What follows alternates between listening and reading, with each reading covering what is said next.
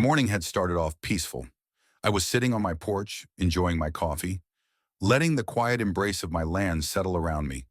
The sun was just starting to warm the earth, and for a moment, everything felt perfect. Then I saw it, a long line of SUVs, campers, and sedans snaking their way down my private dirt road, their tires kicking up thick clouds of dust as they rumbled closer. My grip on my mug tightened. At first I thought maybe I was imagining things, that perhaps I had dozed off and was dreaming.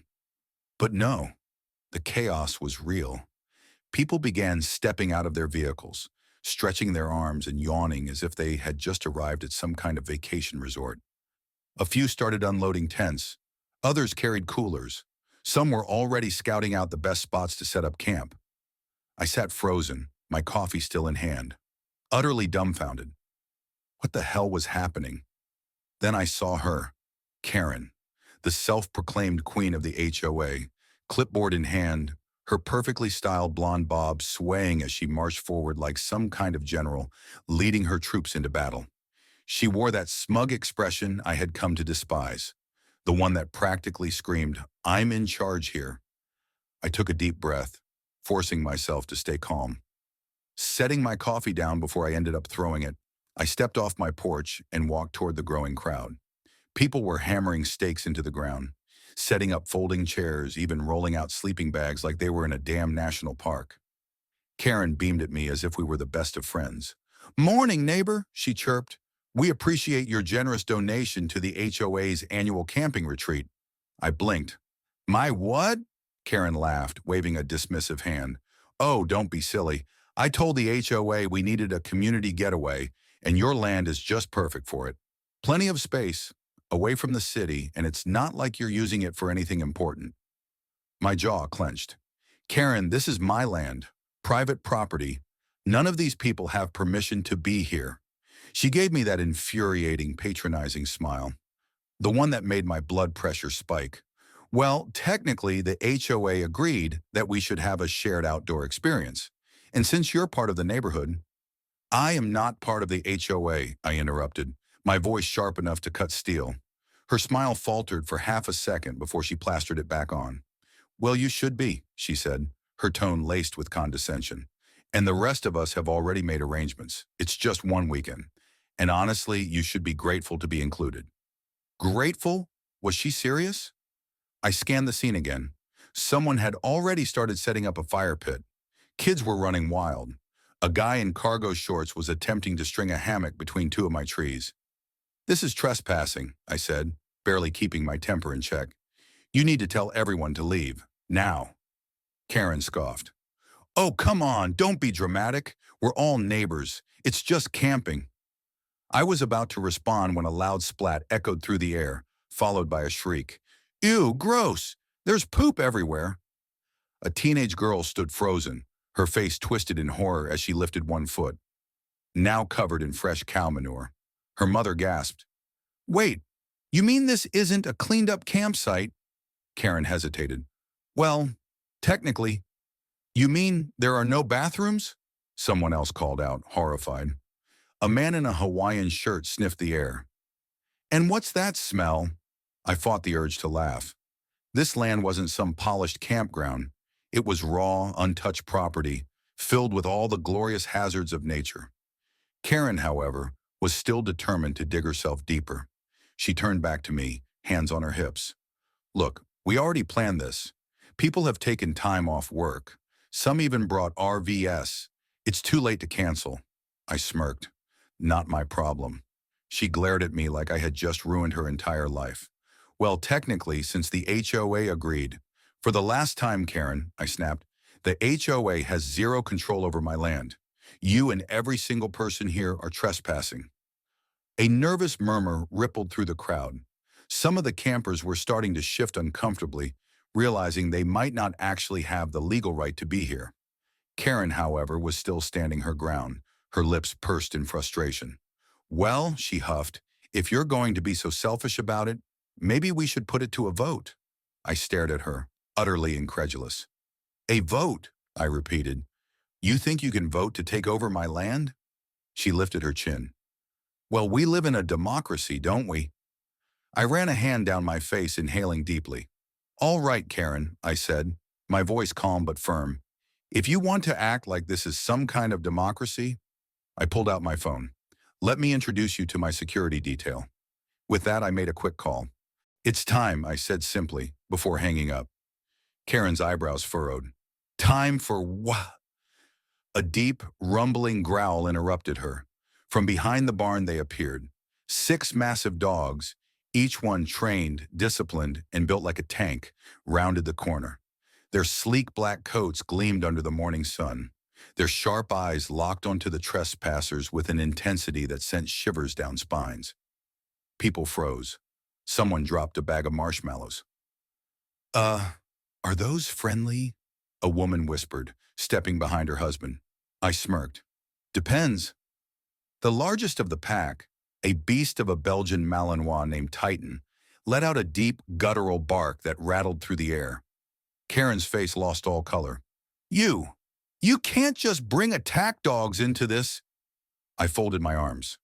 Oh, but you can bring 100 strangers onto my land? Titan took a slow, calculated step forward. Another dog, Shadow, followed suit. Her ears pricked forward, eyes locked on Karen like she was prey. Karen swallowed hard. You wouldn't, I shrugged. They're trained not to attack unless someone provokes them, I said casually. And just like that, the so-called community camping retreat turned into sheer chaos. People scrambled, grabbing their belongings, stuffing tents into bags, tripping over each other in their rush to leave. The man in cargo shorts abandoned his hammock entirely. A family of 4 practically sprinted to their minivan. Karen, now perched on the hood of an SUV, shrieked, I'm calling the police! I chuckled, pulling out my own phone. Go ahead, I said. I already did. And as if on cue, a pair of squad cars pulled up. The squad cars came to a slow stop at the edge of my property, their lights flashing in the morning sun.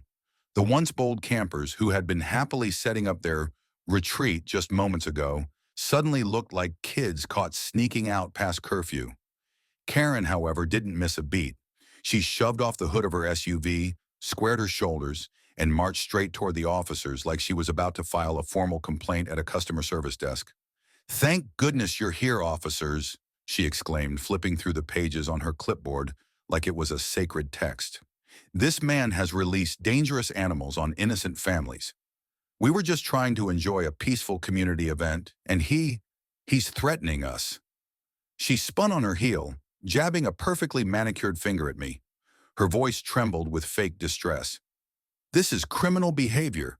He needs to be arrested immediately. The taller officer, a guy with a mustache that looked like it had seen more action than most war veterans, gave her a long, unimpressed look. Then he turned to me. Sir, you called about trespassers. I nodded. Yes, this is my land. I never gave anyone permission to be here. And as for the dogs, I gestured toward Titan, who was still standing guard. They're just making sure no one tries anything stupid. The second officer, a woman with sharp eyes and an equally sharp tone, shifted her attention to Karen. Ma'am, do you have written permission to be here? Karen blinked, clearly thrown off by the question. Well, I mean, the HOA agreed that this space would be perfect for our retreat. It's just for the weekend. The officer's expression didn't change.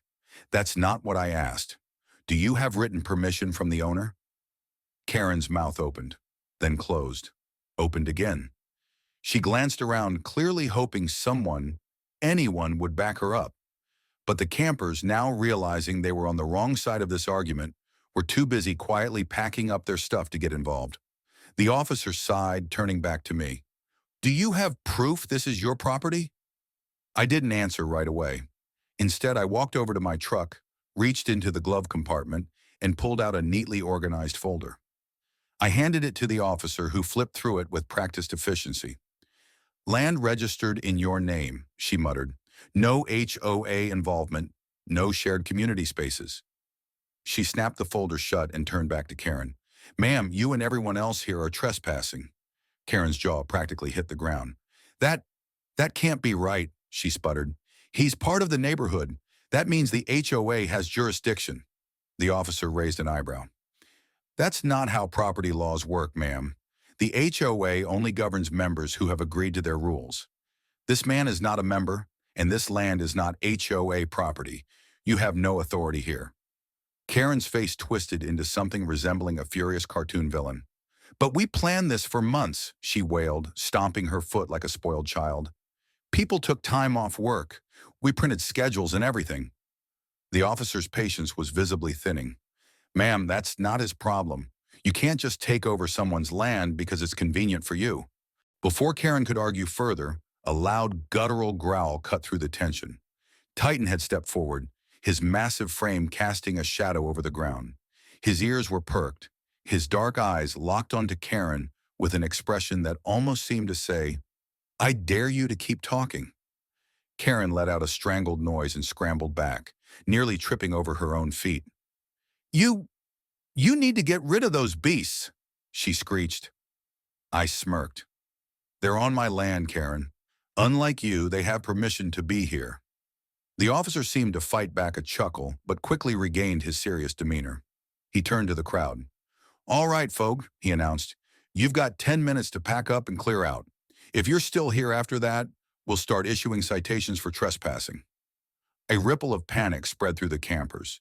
People started grabbing their belongings in a frenzy, stuffing tents into bags, dragging coolers back to their vehicles. A few grumbled about how they didn't even get to roast marshmallows, but no one dared argue with the police. Karen, however, wasn't ready to give up. She rounded on me, her face red with frustration. This isn't over. You're ruining a community event. You're making yourself the enemy of your own neighborhood. I shrugged. I don't care about the neighborhood, Karen. I care about my land. And next time, if you or anyone else tries this again, my dogs won't just be standing around. Her face paled. You wouldn't dare. I stepped closer, lowering my voice just enough so that only she could hear. Try me. She opened her mouth, then closed it. Her jaw clenched as she realized she had lost. With one final glare, she stomped off toward her car, slamming the door so hard the whole vehicle shook. I watched as the last few stragglers loaded up their stuff, throwing cautious glances at the dogs still standing in formation. Titan let out one final bark, as if giving them a countdown. That was enough to send the remaining campers scrambling. The officers waited until the last vehicle had driven off before turning back to me. The mustached one tipped his hat. Looks like you handled that pretty well. I gave him a half smile. Thanks for backing me up. The female officer glanced at the dogs, then back at me. Gotta say, that's an effective security system. I chuckled. They're better than any alarm. She nodded. Well, let us know if they try this again. Something tells me that woman isn't going to let it go. I sighed, already expecting another Karen-sized headache in the future. I'll be ready. The officers got back into their vehicles and drove off, leaving me alone with my land once again. I took a deep breath, finally letting my shoulders relax. The quiet had returned, and with it, a deep sense of satisfaction. I turned to my dogs, who were now sitting attentively, their eyes still scanning the area. Good job, guys. Titan wagged his tail, and Shadow gave me a quick nuzzle before trotting off to patrol the property again. I picked up my coffee, now cold, but I didn't care. I had won. My land was mine again. And Karen? Well, she had just learned a very important lesson about messing with the wrong neighbor. At least, that's what I thought. Just as I turned to head inside, I heard the unmistakable screech of tires on gravel. My jaw clenched. I didn't even have to look to know who it was. Karen's SUV came to an aggressive halt at the edge of my driveway, and she practically threw the door open as she stepped out, seething. Her hands were shaking, not with fear, with rage. The moment our eyes met, she jabbed a finger in my direction. This isn't over, she snapped. Karen was fuming. Her face was red, her lips trembling as she marched straight toward me with a fury that could rival a summer storm. I didn't even bother to move. I stood there, arms crossed, waiting for the next round of this absurd saga to unfold. You think you can just embarrass me like that? She spat, shaking her finger in my face as if she was about to lecture a child. You think you can throw me off my community's land like some random trespasser? I let her rant, silently observing how her confidence was starting to waver. She was still fuming, but there was an underlying panic in her eyes. She knew she had lost. She just didn't want to admit it. I don't need your permission to live on my own land, Karen, I said evenly, my voice calm but firm. This isn't your community's land. This is my property. You have no say here. Her face twisted into a sneer. You don't belong here. You live among us, but you refuse to contribute. You refuse to follow the rules that keep this neighborhood together. I raised an eyebrow. The rules you created, the ones I never agreed to? Her lip curled. You're the one causing trouble. You humiliated me in front of the entire neighborhood. You made them think I have no power. Do you realize what you've done? I couldn't help it. I chuckled. I reminded them that you're not as important as you think you are. Her face turned a deep shade of red. She took a deep breath, her fists clenched at her sides, and for a moment I thought she was going to scream at me again. But instead she stepped back, clearly trying to regain her composure. I could see the wheels turning in her head, and it didn't take long for me to realize she was scheming.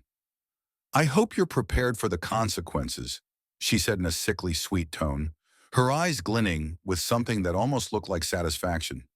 Because I have friends who are very well connected. You may have gotten the police on your side this time, but let's see what happens when the county gets involved. You'll regret this. I stared at her, unimpressed. I doubt it. She straightened up, her eyes burning with resentment. One last glare, and she stormed back to her SUV, slamming the door so hard the entire vehicle shook. I watched as her tires screeched against the gravel before she sped off down the road, leaving a cloud of dust behind her. My shoulders relaxed, and I let out a breath I hadn't realized I'd been holding. I had won, but I knew this wasn't over. Karen was the type to keep pushing, no matter how many times she was defeated. The days that followed were tense. I kept a close eye on my property, knowing Karen wouldn't just give up.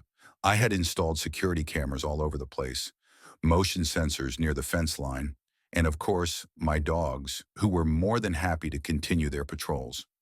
Sure enough, it didn't take long for the storm to rear its ugly head again.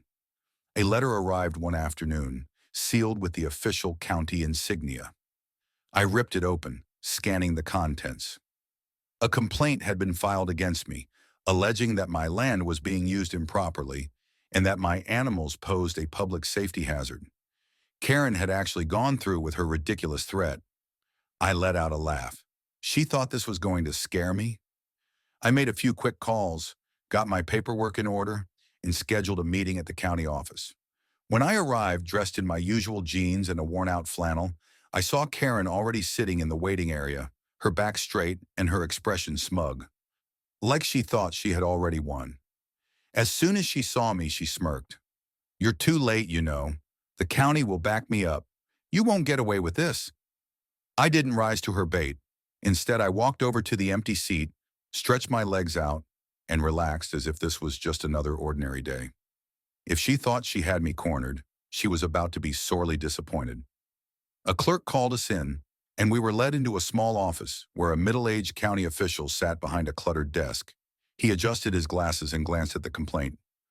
All right, he said, looking between the two of us. We have a report here claiming that your land has been improperly used as an unsanctioned event space, that you have hazardous materials on site, and that your animals pose a public safety threat. Is that correct? Karen was the first to jump in, eager to seal the deal. Yes, she practically shouted. He has attacked dogs that nearly mauled innocent families, and his land is completely unsafe for the community. We had children there. People were in danger. The official turned to me, raising an eyebrow. Do you have anything to say in response? I reached into my bag and pulled out my neatly organized folder. I slid it across the desk. I have evidence that Karen and 100 other people trespassed on my property without permission, I said flatly. I also have security footage showing that my dogs never harmed anyone. They were simply doing their job of protecting my land. The official flipped through the folder, his frown deepening. Karen's confident smirk was slowly fading. I also have the police report from the officers who responded that day, I continued. It confirms that Karen organized an illegal gathering on my property and that she had no legal right to be there. Karen opened her mouth, but no words came out. The official frowned as he looked at her, and then turned back to me. "Do you have any more documentation to add?" he asked. I nodded, adding a final piece to the puzzle. "I have proof of ownership, a land registry document showing that this property is mine and no one else has any right to it.